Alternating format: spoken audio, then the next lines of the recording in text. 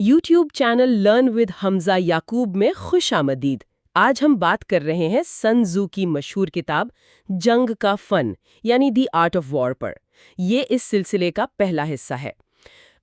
سن تزو نے کہا تھا کہ جنگ کا فن ریاست کے لیے کوئی معمولی چیز نہیں ہے۔ جی بالکل۔ یہ تو زندگی اور موت کا معاملہ ہے، یا تو بچاؤ کا راستہ یا تباہی کا، تو اسے ہلکا نہیں لیا جا سکتا۔ درست کہا، یہ بہت ہی سنجیدہ معاملہ ہے۔ تو آئیے ذرا گہرائی میں جاتے ہیں۔ سن تزو نے کہا کہ اس فن کی بنیاد 5 مستقل عوامل پر ہے۔ یہ سوچ بچار کے لیے لازمی ہے۔ جی، 5 عوامل؟ پہلا ہے اخلاقی قانون۔ اس سے کیا مراد ہے، تھوڑا سمجھائیں۔ دیکھیں، اخلاقی قانون کا مطلب ہے کہ عوام اور حکمران وہ مکمل طور پر ایک صفحے پر ہوں۔ اچھا۔ یعنی لوگ اپنے لیڈر پر اتنا بھروسہ کریں کہ مشکل سے مشکل وقت میں بھی اپنی جان کی پرواہ کیے بغیر اس کے ساتھ کھڑے رہیں۔ اوہ، یعنی لیڈرشپ اور عوام میں مکمل ہم آہنگی، یہ تو بہت اہم ہے۔ جی، یہ کسی بھی مہم کی کامیابی کے لیے آپ کہہ سکتے ہیں پہلی شرط ہے۔ پرتی حالات، دن رات، موسم، سردی گرمی، وقت کا صحیح استعمال، یہ سب چیزیں سمجھ آئی۔ اور تیسرا؟ تیسرا ہے زمین، مطلب جغرافیائی حالات، فاصلے کتنے ہیں، علاقہ کیسا ہے، کھلا میدان ہے یا تنگ درے، راستے محفوظ ہیں یا خطرناک۔ یوں سمجھیں کہ زمینی حقیقت۔ ٹھیک ہے، یعنی موسم اور زمین۔ اور چوتھا؟ چوتھا خود کمانڈر، یعنی سپر سالار۔ اچھا، کمانڈر کی کیا خصوصیات؟ اس میں حکمت ہونی چاہیے، خلوص، رحم دلی، ہمت اور سختی بھی، مطلب ایک متوازن شخصیت۔ صحیح۔ اور آخری پانچواں؟ پانچواں ہے طریقہ کار اور نظم و ضبط، یعنی ڈسپلن؟ جی ڈسپلن۔ فوج کی پوری تنظیم، افسران کے رینکس، سپلائی لائنز یعنی رسد کا نظام، اور فوجی اخراجات پر کنٹرول، یہ سب اس میں شامل ہے۔ تو یہ ہوئے 5 ستون جن پر جنگ کا پورا فن کھڑا ہے۔ لیکن صرف ان کو جان لینا کافی ہے یا کچھ اور بھی؟ نہیں، صرف جاننا کافی نہیں، سن تزو کہتا ہے کہ ان کا موازنہ کرنا بہت ضروری ہے۔ لات بتائے ہیں 7 سوالات، وہ کیا ہیں؟ جی، پہلا، کون سا حکمران ہے جو اخلاقی قانون پر زیادہ عمل کرتا ہے، مطلب کس کے عوام زیادہ ساتھ ہیں؟ ٹھیک ہے۔ دوسرا، کون سا جنرل زیادہ قابل ہے؟ تیسرا، آسمان اور زمین یعنی موسمی اور جغرافیائی فائدے کس کے پاس زیادہ ہیں؟ اچھا۔ چوتھا، کس طرف نظم و ضبط یعنی ڈسپلن زیادہ سخت اور مؤثر ہے؟ پانچواں، کون سی فوج زیادہ مضبوط ہے، تعداد میں یا طاقت میں؟ چھٹا، کس کے افسران اور سپاہی زیادہ تربیت یافتہ ہیں؟ اور ساتواں، کس فوج میں انعام اور سزا کا نظام زیادہ آپ کہہ لیں شفاف اور مستقل ہے؟ واہ، تو ان 7 سوالوں کے جواب اگر مل جائیں تو کیا فتح یا شکست کا اندازہ لگایا جا سکتا ہے؟ بالکل، سن تزو کا یہی ماننا ہے کہ ان نکات کی بنیاد پر آپ پہلے سے پیشگوئی کر سکتے ہیں۔ یہ تو بڑی دلچسپ بات ہے۔ لیکن جنگ تو ہمیشہ غیر متوقع ہوتی ہے، کیا صرف منصوبہ بندی کافی ہے؟ نہیں، بالکل نہیں۔ منصوبہ بندی اہم ہے، لیکن سن تزو کہتا ہے کہ حالات کے مطابق اپنے منصوبوں کو بدلنا، لچک دکھانا، یہ بھی اتنا ہی ضروری ہے۔ اور شاید یہیں پر وہ سب سے مشہور بات آتی ہے۔ جی ہاں، بالکل۔ سن تزو کا وہ مشہور قول کہ تمام جنگیں دھوکہ دہی پر مبنی ہیں، ڈسیپشن۔ دھوکہ دہی یعنی اگر آپ حملہ کرنے کے قابل ہیں تو ایسے ظاہر کریں جیسے آپ نااہل ہیں۔ اچھا۔ اگر آپ اپنی پوری طاقت استعمال کر رہے ہیں تو ایسے لگے جیسے آپ کچھ کر ہی نہیں رہے، غیر فعال نظر آئیں۔ اگر آپ دشمن کے قریب ہیں تو اسے یقین دلائیں کہ آپ بہت دور ہیں، اور اگر دور ہیں تو ایسا تاثر دیں کہ بس پہنچنے ہی والے ہیں۔ یعنی دشمن کو مکمل طور پر الجھا کر رکھنا۔ اس کی کچھ اور مثالیں ہیں؟ جی بہت سی ہیں، جیسے دشمن کو کسی چیز کا لالچ دے کر پھنسائیں۔ اگر وہ منظم ہے تو اس میں افراتفری پیدا کرنے کی کوشش کریں۔ اگر وہ بہت غصے میں ہے تو اسے مزید بھڑکائیں تاکہ وہ کوئی جذباتی غلطی کر بیٹھے۔ اچھا، کمزوری ظاہر کریں تاکہ وہ غرور میں آ جائے۔ اگر وہ بہت مضبوط لگ رہا ہے تو وقتی طور پر اس سے بچیں۔ یعنی نفسیاتی کھیل۔ بالکل۔ اور سب سے اہم، وہاں حملہ کریں جہاں وہ بالکل تیار نہ ہو، اور وہاں نمودار ہوں جہاں اسے آپ کی بالکل توقع نہ ہو۔ یہ تو واقعی شطرنج کی چالیں لگتی ہیں۔ لیکن ان چالوں کا استعمال کرنے سے پہلے بھی کچھ ضروری ہے۔ آپ نے حساب کتاب کی بات کی تھی۔ جی، حساب کتاب یعنی کیلکولیشن، تجزیہ، یہ جنگ سے پہلے کا کام ہے۔ وہ کیوں ضروری ہے؟ سنزو کہتا ہے کہ جو جرنل جیتنے والا ہوتا ہے نا، وہ جنگ شروع ہونے سے پہلے بہت زیادہ حساب کتاب کرتا ہے، ہر پہلو کا جائزہ لیتا ہے۔ اور ہارنے والا؟ ہارنے والا جرنل کم حساب کتاب کرتا ہے۔ سنزو کے مطابق زیادہ حساب کتاب فتح کی طرف لے جاتا ہے، کم حساب کتاب شکست کی طرف۔ اور اگر کوئی حساب کتاب نہ کرے تو شکست یقینی ہے۔ سنزو کہتا ہے کہ اسی نقطے پر توجہ دینے سے، یعنی کس نے کتنا ہوم ورک کیا ہے، آپ اندازہ لگا سکتے ہیں کہ کون جیتے گا اور کون ہارے گا۔ زبردست! یہ تو پہلے حصے میں ہی کافی گہری باتیں ہیں۔ ہمارے ساتھ رہنے کا شکریہ۔ اس پوری کتاب کو سمجھنے کے لیے یہ ویڈیو آخر تک ضرور دیکھیں۔ جی، تو آج ہم نے دیکھا کہ سنزو کی حکمت عملی کی بنیاد منصوبہ بندی، حالات کا تجزیہ اور دھوکہ دہی پر ہے۔ لیکن ایک سوال جو ذہن میں چھوڑ جاتا ہے وہ یہ کہ کیا جنگ میں کامیابی کے لیے اخلاقیات اور دھوکہ دہی ایک ساتھ چل سکتے ہیں؟ اس پر غور کرتے رہیں۔ YouTube channel learn with Hamza یعقوب میں خوش آمدید۔ آج ہم سن تزو کی مشہور زمانہ کتاب دی آرٹ آف وار کے دوسرے حصے ویجنگ وار یعنی جنگ چھیڑنے پر بات کر رہے ہیں۔ یہ حصہ جنگ کی آپ کہہ لیں عملی حقیقتوں پر فوکس کرتا ہے، خاص طور پر خرچے اور وقت کے لحاظ سے۔ سن تزو نہ کوئی کہانی نہیں سناتے، سیدھا حساب بتاتے ہیں۔ بالکل، سنزو فوراً اصل نقطے پر آتے ہیں۔ جنگ، وہ کہتے ہیں، ناقابل یقین حد تک مہنگی چیز ہے۔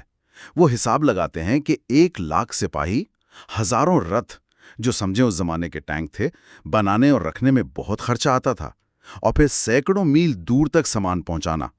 ان کے مطابق روز کا خرچہ چاندی کے 1000 اونس تک جا سکتا تھا۔ 1000 اونس روز کا؟ یہ تو بہت زیادہ ہے۔ جی ہاں، یہ کوئی معمولی رقم نہیں تھی۔ یہ تو سمجھیں کسی چھوٹے شہر کا روز کا بجٹ ختم کرنے والی بات تھی۔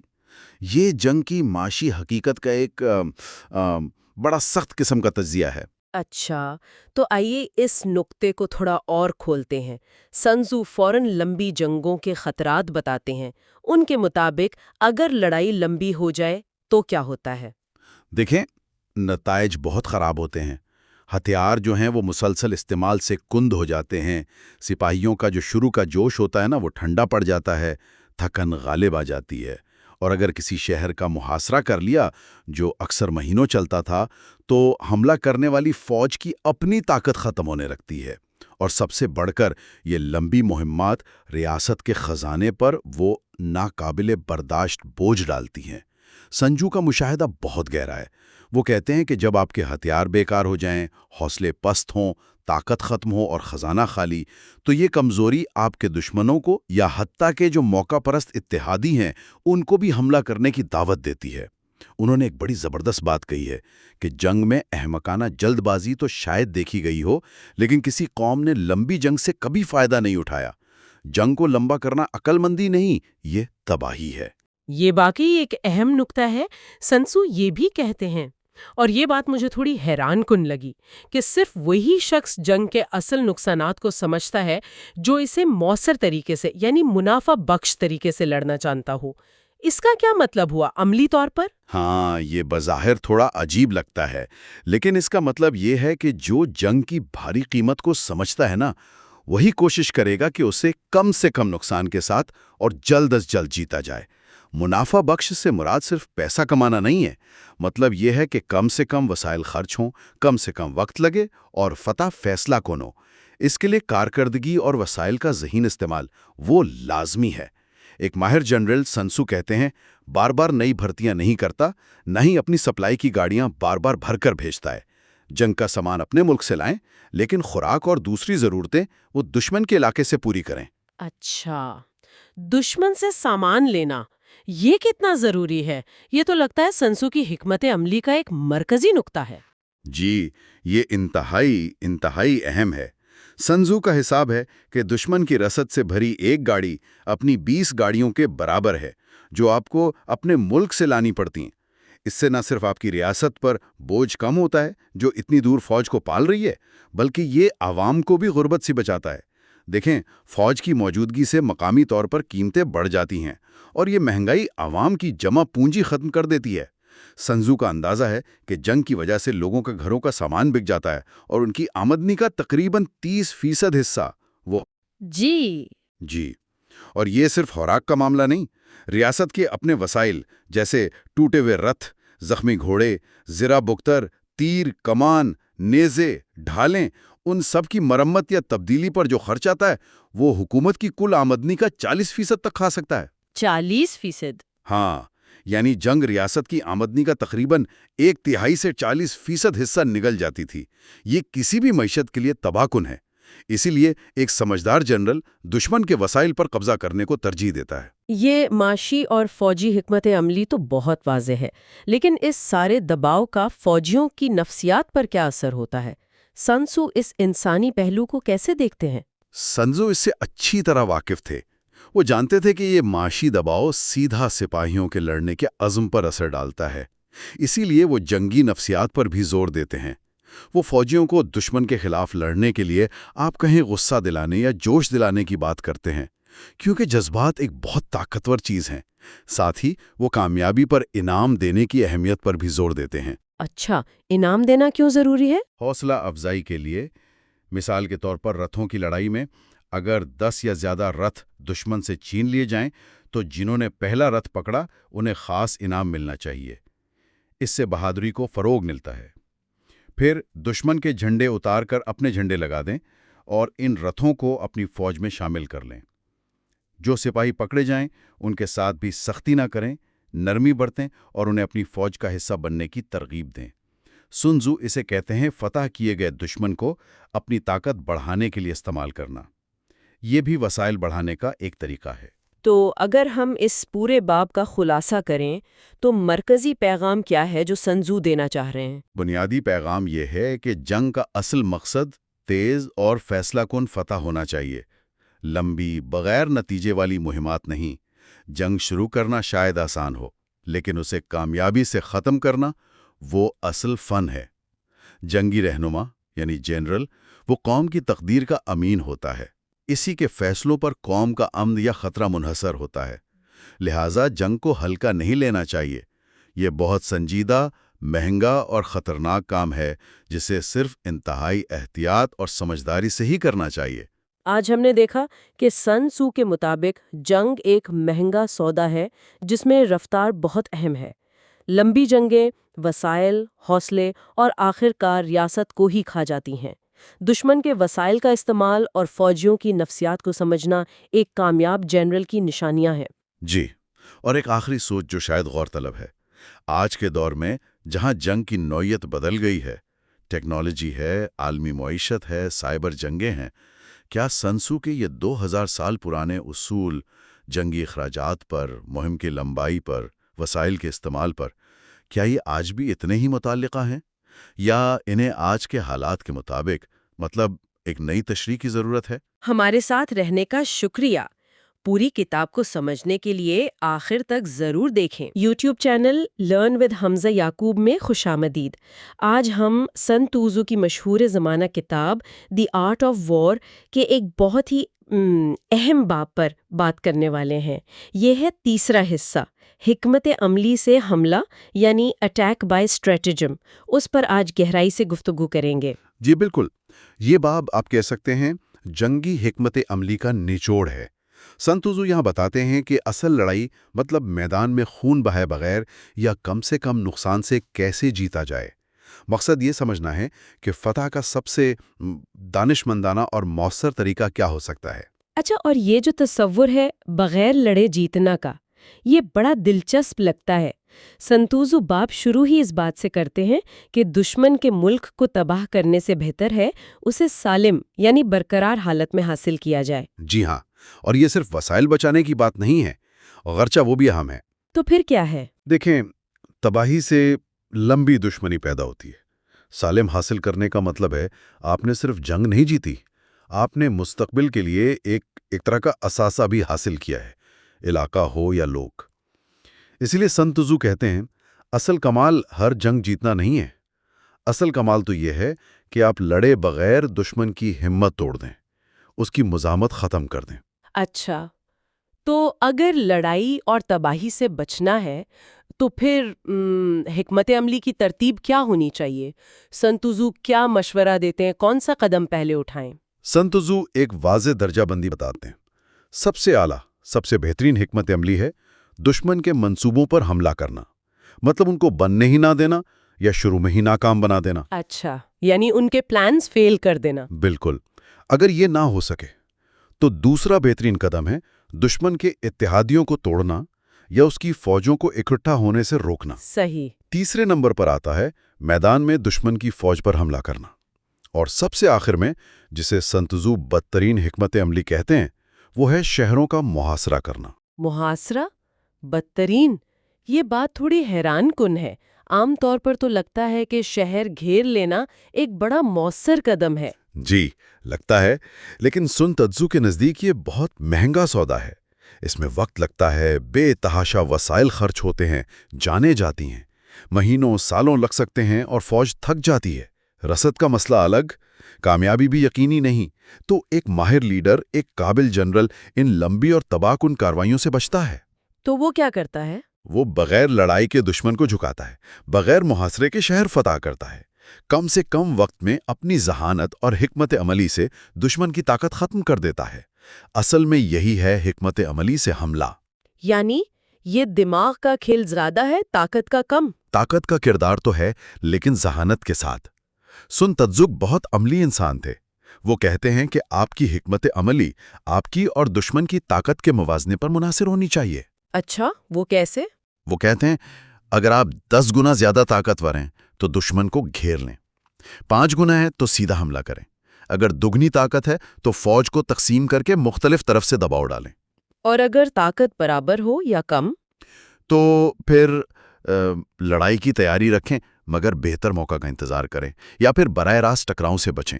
اور اگر آپ واضح طور پر کمزور ہیں تو لڑائی سے مکمل گریز کریں، پیچھے ہٹیں یا دفاعی پوزیشن لیں۔ یعنی اپنی اور دشمن کی طاقت کا صحیح اندازہ لگانا یہ بہت بہت ضروری ہے۔ بالکل، اور یہیں پر جنرل کا کردار بہت اہم ہو جاتا ہے۔ سن تزو کہتے ہیں نا کہ جنرل ریاست کا ستون ہے۔ ستون؟ اس کا کیا مطلب ہوا؟ مطلب جیسے ستون عمارت کو تھامتا ہے، ویسے ہی ایک قابل جنرل ریاست کی سلامتی کو تھامتا ہے۔ اگر جنرل قابل ہے، حکمت عملی سمجھتا ہے تو ریاست مضبوط رہے گی۔ اگر وہ کمزور ہے یا غلط فیصلے کرتا ہے تو پوری ریاست خطرے میں پڑ سکتی ہے۔ لیکن کیا صرف جنرل کا قابل ہونا کافی ہے؟ سن تزو نے حکمران کی مداخلت کے بارے میں بھی کچھ کہا ہے۔ جی ہاں، اور یہ نکتہ بہت اہم ہے۔ سن تزو حکمران کی 3 بڑی غلطیوں کا ذکر کرتے ہیں جو فوج کے لیے تباہ کن ثابت ہو سکتی ہیں۔ کون سی غلطیاں؟ پہلی، فوج کو ایسے وقت آگے بڑھنے یا پیچھے ہٹنے کا حکم دینا جب حالات اجازت نہ دیں، مطلب فوجی معاملات میں غیر ضروری دخل اندازی۔ دوسری، فوج کو سول انتظامیہ کی طرح چلانے کی کوشش کرنا۔ فوج کا اپنا ایک نظم و ضبط ہوتا ہے۔ اور تیسری، افسروں کا تقرر اہلیت کی بجائے ذاتی پسند ناپسند یا سیاسی بنیادوں پر کرنا۔ یہ چیزیں فوج میں آپ کہہ لیں بے چینی پیدا کرتی ہیں، شکوک و شبہات لاتی ہیں، بد اعتمادی پھیلتی ہے، جس سے ظاہر ہے لڑنے کی صلاحیت متاثر ہوتی ہوگی۔ بری طرح متاثر ہوتی ہے اور جیت کے امکانات کم ہو جاتے ہیں۔ تو پھر ان سب باتوں کو ملا کر دیکھیں تو سن تزو کے مطابق فتح کے لیے لازمی چیزیں کیا ہیں؟ وہ 5 بنیادی شرائط بتاتے ہیں۔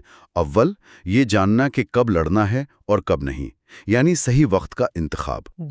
دوسرا، اپنے طاقتور ہونے اور غیر طاقتور ہونے کو جاننا۔ دوسرا، کم اور زیادہ فوج کو مؤثر طریقے سے استعمال کرنے کا ہنر، مطلب آپ کے پاس جتنے وسائل ہیں ان کا بہترین استعمال۔ ٹھیک۔ تیسرا، پوری فوج میں اوپر سے نیچے تک ایک ہی مقصد اور جذبہ ہو، اتحاد بہت ضروری ہے۔ چوتھا، خود ہر طرح سے تیار رہ کر دشمن کو غفلت میں پکڑنا، یعنی اپنی تیاری مکمل رکھنا اور موقع سے فائدہ اٹھانا۔ اور پانچواں، جنرل کا قابل ہونا اور حکمران کا فوجی معاملات میں بیجا مداخلت نہ کرنا، یعنی پروفیشنل لیڈرشپ۔ اچھا، تو یہ 5 چیزیں۔ جی، اور اگر آپ غور کریں تو یہ 5 چیزیں دراصل خود کو اور دشمن کو جاننے کا ہی عملی طریقہ ہیں۔ اور یہ ہمیں سن تزو کے اس مشہور قول کی طرف لے آتا ہے، شاید سب سے مشہور قول ہے۔ جی، وہی کہ اگر آپ دشمن کو جانتے ہیں اور خود کو بھی جانتے ہیں تو 100 جنگیں لڑ لیں، خطرہ نہیں۔ اور اگر خود کو جانتے ہیں مگر دشمن کو نہیں جانتے؟ تو ہر جیت کے ساتھ ایک ہار بھی ملے گی، اور اگر نہ خود کو جانتے ہیں نہ دشمن کو؟ تو پھر ہر جنگ میں شکست مقدر ہے۔ بالکل۔ تو اس سب کا نچوڑ کیا نکلا؟ نچوڑ یہ ہے کہ جنگ صرف طاقت کا کھیل نہیں، یہ ذہانت کا، گہری منصوبہ بندی کا، نفسیات کا، خود کو سمجھنے کا اور دشمن کی طاقت اور کمزوری کو جاننے کا کھیل ہے۔ اصل فتح وہ ہے جو کم سے کم نقصان پر، کم سے کم لڑائی سے اور زیادہ سے زیادہ ذہانت سے حاصل کی جائے۔ بہت خوب، ہمارے ساتھ رہنے کا شکریہ۔ آخر میں ایک سوال سوچنے کے لیے چھوڑ جاتے ہیں۔ کیا سن تتزو کے یہ ہزاروں سال پرانے جنگی اصول آج صرف فوج اور جنگ تک ہی محدود ہیں؟ یا پھر جدید دور کے بزنس میں، سیاست میں، مقابلے کی دوڑ میں، یہاں تک کہ ہماری ذاتی زندگی اور تعلقات میں بھی ان کی حکمت ہمارے کام آ سکتی ہے؟ اس پوری کتاب کو سمجھنے کے لیے آخر تک ضرور دیکھیں۔ YouTube channel learn with Hamza یعقوب میں خوش آمدید۔ آج ہم سن تزو کی شہرہ آفاق کتاب آرٹ آف وار کے چوتھے حصے حربی پوزیشنز یعنی ٹیکٹیکل ڈسپوزیشنز پر بات کر رہے ہیں۔ اس باب میں سن تزو اس بات پر کافی زور دیتے ہیں کہ جنگ میں جیتنے کے لیے دشمن پہ حملہ کرنے سے پہلے اپنی پوزیشن کو مضبوط بنانا کتنا ضروری ہے۔ یہ سننے میں شاید تھوڑا دفاعی لگے، لیکن اصل میں اس کے پیچھے بڑی حکمت ہے۔ تو آئیے دیکھتے ہیں کہ کیا ہے یہ۔ بنیادی خیال یہ ہے کہ پرانے زمانے کے جو ماہر جنگجو تھے وہ پہلے خود کو آپ کہہ لیں ناقابل شکست بناتے تھے، مطلب ایسی پوزیشن لیتے تھے کہ ہار نہ سکیں، اور پھر وہ انتظار کرتے تھے کہ دشمن کوئی کمزوری دکھائے یا کوئی غلطی کرے۔ جی بالکل، اور یہ تفریق بہت اہم ہے۔ دیکھیں، اپنی حفاظت، اپنی ناقابل شکست پوزیشن بنانا، یہ تو ہمارے اپنے ہاتھ میں ہے۔ ہم اپنی تیاری، اپنی جگہ، اپنی فوج کی ترتیب، یہ سب کنٹرول کر سکتے ہیں۔ لیکن دشمن کو ہرانے کا جو موقع ہے وہ دشمن خود دیتا ہے، اپنی کسی چال سے، کسی کمزوری سے۔ تو مطلب یہ ہوا کہ ایک اچھا کمانڈر جلد بازی نہیں کرتا، وہ صحیح وقت کا انتظار کرتا ہے۔ یہ بات تو واقعی سوچنے والی ہے کہ اپنی حفاظت اپنے ہاتھ میں، لیکن جیت کا موقع دشمن دے گا۔ اچھا، سن تزو دفاع اور حملے پر بھی ایک دلچسپ بات کرتے ہیں۔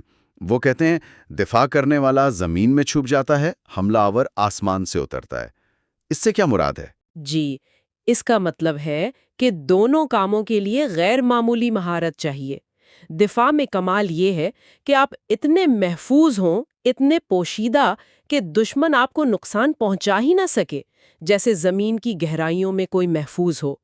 اور حملے میں کمال یہ ہے کہ آپ اتنی غیر متوقع جگہ یا وقت پر اتنی طاقت سے حملہ کریں کہ دشمن بالکل بے بس ہو جائے، جیسے آسمان سے کوئی آفت آ رہی ہو۔ تو دونوں کا مقصد اپنی بقا اور دشمن کی شکست ہی ہے۔ دفاع اپنی حفاظت کے لیے اور حملہ وہ جو ہے فتح کو مکمل کرنے کے لیے۔ اچھا، سن تزو ایک اور بڑی حیران کن بات بھی کہتے ہیں۔ وہ کہتے ہیں کہ وہ جیت جو سب کو نظر آئے، جس پر سب واہ واہ کریں، وہ اصل کمال نہیں ہے۔ مطلب اگر پوری سلطنت آپ کی جیت کے گن گا رہی ہے تو شاید آپ نے بہترین حکمت عملی نہیں اپنائی۔ یہ تو بہت ہی عجیب بات ہے۔ ہاں، پہلی نظر میں عجیب لگتی ہے، لیکن یہ سن تزو کی گہری سوچ کو ظاہر کرتی ہے۔ ان کے نزدیک اصل کمال یہ ہے کہ فتح اتنی صفائی اور آسانی سے حاصل ہو کہ کسی کو خاص محسوس ہی نہ ہو۔ ایسی فتح جس میں کوئی بڑی لڑائی نہ ہو، کوئی بڑا خطرہ نہ ہو، کوئی غلطی نہ ہو۔ تو ایسے جیتنے والے کو نہ تو کوئی غیر معمولی عقل مند کہتا ہے، نہ کوئی بہادری کا تمغہ دیتا ہے۔ کیوں؟ کیونکہ سب سمجھتے ہیں کہ یہ تو ہونا ہی تھا۔ جیت اتنی یقینی لگتی ہے۔ وہ ایک ایسے دشمن کو ہراتا ہے جو حکمت عملی کے لحاظ سے مطلب جنگ شروع ہونے سے پہلے ہی ایک طرح سے ہار چکا ہوتا ہے۔ منصوبہ بندی اتنی مکمل ہوتی ہے۔ اچھا، تو خلاصہ یہ ہوا کہ ایک کامیاب جنرل یا حکمت عملی بنانے والا وہ جنگ شروع کرنے سے پہلے ہی جیت کی بنیاد رکھ دیتا ہے۔ وہ حالات ہی ایسے بنا دیتا ہے کہ ہارنا مشکل ہو جائے، جبکہ جو ناکام ہوتا ہے وہ پہلے لڑنا شروع کر دیتا ہے اور پھر امید کرتا ہے کہ شاید جیت جائے۔ یعنی پلاننگ پہلے، ایکشن بعد میں۔ بالکل صحیح۔ اور یہ جو اتنی تفصیلی منصوبہ بندی ہے، اس کو ممکن بنانے کے لیے سن تزو 5 اہم عناصر بتاتے ہیں۔ فوجی طریقہ کار کے 5 ستون کہہ لیں۔ پہلا ہے پیمائش، میجرمنٹ، یعنی میدان، فاصلے، وسائل، ان سب کا ٹھیک ٹھیک اندازہ لگانا۔ دوسرا مقدار کا تخمینہ، اسٹیمیشن آف کوانٹٹی، یعنی اس پیمائش کی بنیاد پر اپنی اور دشمن کی طاقت کو جانچنا۔ ٹھیک۔ تیسرا حساب کتاب، کیلکولیشن، ان اندازوں کی بنیاد پر منطقی نتیجہ نکالنا کہ کیا ممکن ہے کیا نہیں۔ چوتھا موازنہ کا موازنہ، بیلنسنگ آف چانسز، یعنی مختلف چالوں کے فائدے نقصان کو تولنا حساب کتاب کی روشنی میں۔ اور پانچواں عنصر ہے فتح، وکٹری، جو ان سب پچھلے مراحل کا صحیح موازنے اور فیصلے کا ایک لازمی نتیجہ ہوتی ہے۔ یہ سب ایک دوسرے سے جڑے ہوئے ہیں، پیمائش سے تخمینہ، تخمینے سے حساب، حساب سے موازنہ اور موازنے سے فتح۔ واہ، یعنی یہ تو پورا ایک سائنسی عمل لگتا ہے، ہر قدم پچھلے پر منحصر ہے۔ سنزو نے وہ مثال بھی دی ہے نا، ترازو والی؟ جی بالکل، کہ ایک فاتح فوج ایسی ہوتی ہے جیسے ترازو کے ایک پلڑے میں پاؤنڈ بھر وزن ہو اور دوسرے میں صرف ایک چھوٹا سا دانہ، مطلب طاقت کا توازن بالکل واضح ہوتا ہے۔ صحیح۔ اور جب ایسی فوج پیش قدمی کرتی ہے تو سنزو کہتے ہیں کہ وہ ایسی ہوتی ہے جیسے کسی بند سے رکاوا پانی اچانک ہزاروں فٹ گہری کھائی میں گرے، ایک زبردست ناقابل مزاحمت قوت، کیونکہ اس کے پیچھے گہری سوچ، تیاری اور وہ پانچوں عناصر کام کر رہے ہوتے ہیں۔ تو آج ہم نے سنزو سے یہ سیکھا کہ جنگ ہو یا زندگی، اپنی پوزیشن کی حفاظت، غلطیوں سے بچنا، اور صرف جوش یا بہادری پر نہیں بلکہ گہری منصوبہ بندی اور حساب کتاب پر انحصار کرنا فتح کے لیے کتنا ضروری ہے۔ جی ہاں، اور یہ جو غلطی نہ کرنے اور پہلے سے جیتنے کا اصول ہے نا، یہ صرف جنگ کے لیے نہیں ہے، یہ تو کاروبار میں، کھیلوں میں، یہاں تک کہ ذاتی زندگی کے مسائل حل کرنے میں بھی اتنا ہی اہم ہو سکتا ہے۔ شاید اصل کمال شاندار حملے میں نہیں بلکہ ایک ناقابل شکست بنیاد بنانے میں ہے۔ ہمارے ساتھ رہنے کا شکریہ۔ اس پوری کتاب کو سمجھنے کے لیے آخر تک دیکھیں۔ Learn with Hamza Yaqoob YouTube channel میں آپ سب کو خوش آمدید۔ آج ہم سنزو کی مشہور کتاب دی آرٹ آف وار کے ایک اہم حصے، پانچویں حصے، انرجی یعنی قوت عمل پر تفصیلی بات کریں گے۔ جی بالکل، اور یہ واقعی ایک آپ کہیں بہت بنیادی اصول ہے جو سنزو بتاتے ہیں۔ تو سنزو شروع میں ہی ایک سوال اٹھاتے ہیں کہ بھئی ایک بڑی فوج کو کیسے قابو کریں، مطلب کیسے اسے ایک یونٹ کی طرح چلائیں۔ ہاں، اور ان کا جواب بڑا سیدھا سادہ ہے۔ وہ کہتے ہیں کہ یہ صرف تنظیم کا معاملہ ہے، فوج کو چھوٹے منظم حصوں میں تقسیم کرنے کا۔ اچھا، تو مطلب تعداد مسئلہ نہیں اگر تنظیم ٹھیک ہو۔ بالکل، وہ کہتے ہیں کہ ایک بڑی فوج سے لڑنا بھی چھوٹی فوج جیسا ہی ہے، بس آپ کے پاس آپ کہہ لیں واضح نشانات اور اشاروں کا ایک سسٹم ہونا چاہیے، اس کے بغیر قوت بکھر جاتی ہے۔ صحیح، تو مقصد یہ ہوا کہ پوری فوج ایک اکائی بن کر دشمن کا سامنا کرے اور اپنی جگہ پر قائم رہے۔ یہ کیسے ممکن ہوتا ہے؟ یہ ہوتا ہے براہ راست اور بال واسطہ یعنی ڈائریکٹ اور انڈائریکٹ چالوں کے صحیح استعمال سے۔ ڈائریکٹ اور انڈائریکٹ مطلب آمنے سامنے کی ٹکر اور وہ پہلو سے حملہ۔ جی ہاں، آمنے سامنے لڑنا اور پھر غیر متوقع طور پر کہیں اور سے ضرب لگانا۔ اور سنزو یہاں ایک بڑی دلچسپ مثال دیتے ہیں۔ کون سی؟ وہ کہتے ہیں فوج کا اثر ایسا ہو جیسے پتھر کو انڈے پر دے مارا ہو، یعنی فیصلہ کن۔ یعنی پوری قوت سے کمزور جگہ پر ضرب لگانا۔ بالکل، اور یہ تبھی ممکن ہے جب آپ کو دشمن کی کمزوریاں اور اپنی طاقت کا وہ ٹھیک اندازہ ہو۔ اچھا، لیکن پھر وہ یہ بھی کہتے ہیں کہ جو براہ راست حملہ ہے، آمنے سامنے والا، وہ جنگ شروع کرنے کے لیے تو ٹھیک ہے، مگر فتح اصل میں بالواسطہ طریقوں سے ملتی ہے۔ یہ تھوڑا سمجھائیں۔ دیکھیں، سیدھا حملہ تو دشمن ایکسپیکٹ کر رہا ہوتا ہے نا، وہ تیار ہو سکتا ہے۔ ہاں یہ تو ہے۔ اصل کمال تو انڈائریکٹ چالوں میں ہے، غیر متوقع، جو دشمن کو الجھا دے، اس کا توازن بگاڑ دے، وہاں سے حملہ کریں جہاں وہ سوچ بھی نہ رہا ہو۔ اچھا، دودھ ہے، دریاؤں کی طرح جو کبھی ختم ہی نہیں ہوتے۔ واہ، لامحدود! یہ کیسے؟ وہ اسے مثالوں سے سمجھاتے ہیں، جیسے موسیقی کے سر ہیں تو صرف 5 بنیادی ہے نا، جی، لیکن ان سے ان گنت دھنیں بنتی ہیں، یا رنگ بنیادی تو 5 ہی ہیں مگر ان سے لاکھوں شیڈز بنتے ہیں۔ صحیح۔ اسی طرح ذائقے ہیں، تو وہ کہتے ہیں کہ بنیادی اصول یعنی ڈائریکٹ اور انڈائریکٹ بس 2 ہیں، لیکن ان کو ملا کر آپ لامحدود حکمت عملی بنا سکتے ہیں۔ اصل چیز ان کا امتزاج ہے۔ زبردست وضاحت ہے۔ اچھا، آگے وہ حملے کی شدت اور فیصلے کی تیزی پر بھی زور دیتے ہیں۔ جی ہاں، وہ کہتے ہیں حملہ ایک تیز دھارے کی طرح ہو جو پتھروں کو بھی بہا لے جائے۔ اور فیصلہ؟ فیصلہ ایک شاہین کی طرح، جیسے وہ جھپٹتا ہے نا شکار پر، پلک جھپکتے میں۔ بالکل، یعنی اچھا جنگجو وہ ہے جو حملے میں شدت ہو اور فیصلے میں تیز۔ صحیح۔ اور یہاں وہ انرجی یعنی قوت عمل اور ڈیسیژن یعنی فیصلے کا تعلق بتاتے ہیں۔ وہ کیسے؟ وہ توانائی کو کمان سے تشبیہ دیتے ہیں، تنی ہوئی کمان جو قوت جمع ہے، اچھا، اور فیصلے کو ٹریگر دبانے سے، یعنی اس جمع شدہ قوت کو صحیح وقت پر صحیح جگہ استعمال کرنا۔ پہلے توانائی جمع کرو، پھر فیصلہ کن ضرب لگاؤ۔ بہت خوب۔ اور وہ جو جنگ کے دوران ایک افراتفری سی نظر آتی ہے، کیا وہ واقعی افراتفری ہوتی ہے؟ نہیں، سنزو کہتے ہیں کہ بظاہر بد نظمی کے پیچھے بھی ایک پرفیکٹ آرڈر، ایک نظم ہو سکتا ہے۔ یہ بھی ایک چال ہے، دھوکہ دینے کے لیے؟ بالکل۔ آپ بظاہر بد نظم دکھا کر دشمن کو بے وقوف بنا سکتے ہیں، جبکہ آپ کی فوج اندر سے پوری طرح منظم ہو۔ اچھا، اسی طرح بظاہر خوف دکھا کر آپ اپنی بہادری چھپا سکتے ہیں، یا کمزوری دکھا کر اپنی اصل طاقت۔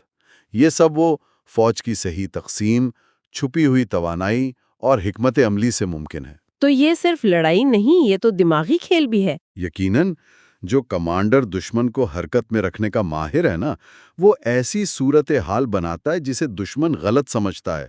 مثلاً؟ وہ کوئی چھوٹی سی چیز، کوئی لالچ قربان کر دے گا تاکہ دشمن اس کی طرف بڑھے۔ اچھا، پھر وہ دشمن کو وہاں لے آئے گا جہاں وہ چاہتا ہے، اور وہاں گھات لگا کر اپنے بہترین دستوں سے حملہ کر دے گا۔ سمجھ گئیں۔ تو اس کا مطلب یہ ہوا کہ ایک اچھا لیڈر ہر سپاہی سے غیر معمولی بہادری کی امید نہیں رکھتا۔ نہیں، وہ انفرادی کارناموں پر انحصار نہیں کرتا، وہ متحدہ توانائی پر زور دیتا ہے، یعنی کمبائنڈ انرجی۔ کمبائنڈ انرجی یعنی پوری فوج کی مجموعی طاقت؟ جی، صحیح لوگوں کو صحیح جگہ استعمال کر کے ان سب کی طاقت کو ایک سمت میں لگانا۔ اور جب یہ توانائی استعمال ہوتی ہے تو فوجی ایسے ہو جاتے ہیں جیسے لڑکتے ہوئے لٹھے یا پتھر، بے قابو قوت۔ جیسے ڈھلوان پر پتھر خود بخود لڑکتا ہے؟ بالکل۔ سنزو کہتے ہیں کہ اچھے فوجیوں کی تیار کردہ توانائی ایسی ہوتی ہے جیسے ہزاروں فٹ اونچے پہاڑ سے ایک گول پتھر لڑکایا گیا ہو۔ اس کی رفتار اور قوت کا اندازہ لگائیں۔ زبردست تشبیہ ہے۔ تو آج کی گفتگو کا خلاصہ یہ ہے کہ مؤثر قیادت کے لیے تنظیم، ڈائریکٹ اور انڈائریکٹ چالوں کا ہوشیار استعمال، بروقت فیصلہ اور سب سے اہم پوری فوج کی متحدہ توانائی کو صحیح رخ دینا ضروری ہے۔ جی بالکل، یہی نکتہ ہے۔ اور یہاں ایک سوچنے کی بات یہ بھی ہے جی، کہ یہ جو توانائی، رفتار اور دھوکہ دہی کے اصول ہیں جو سنزو نے جنگ کے لیے بتائے، کیا یہ آج میدان جنگ سے باہر، جیسے کاروبار میں یا سیاست میں یا اپنی ذاتی زندگی کے مسائل میں بھی کارآمد ہو سکتے ہیں؟ بہت دلچسپ سوال چھوڑا ہے آپ نے سوچنے کے لیے۔ ہمارے ساتھ رہنے کا بہت شکریہ، اور ہاں، اس پوری کتاب کو گہرائی میں سمجھنے کے لیے ہمارے ساتھ آخر تک جڑے رہیے گا۔ YouTube channel learn with Hamza یعقوب میں خوش آمدید۔ آج ہم سن تزو کی مشہور کتاب دی آرٹ آف وار کے 6 باب کمزوریاں اور طاقت پر بات کرنے والے ہیں۔ یہ باب جنگ میں پہل کرنے، دشمن کی کمزوریوں سے فائدہ اٹھانے اور اپنی طاقت کو آپ کہہ لیں کہ مؤثر طریقے سے ایک جگہ جمع کرنے کی حکمت عملیوں کا جائزہ لیتا ہے۔